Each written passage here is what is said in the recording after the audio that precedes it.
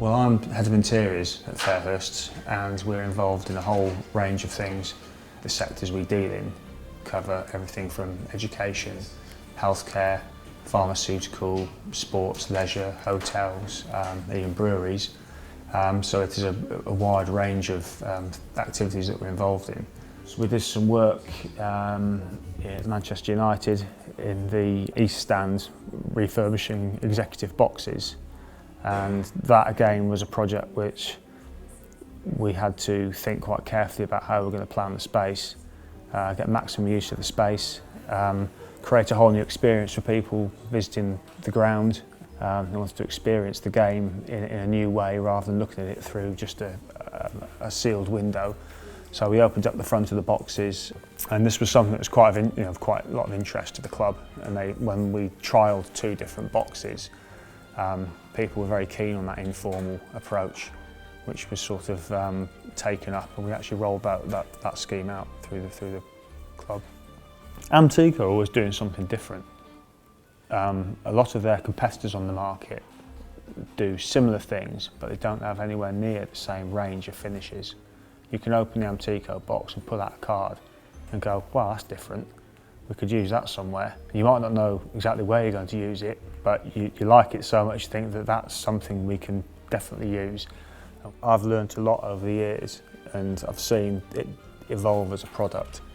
And it's the technology is there now to produce floor finishes which mimic wood that are very, very good. And you'd be hard pushed sometimes to see the difference between the real thing.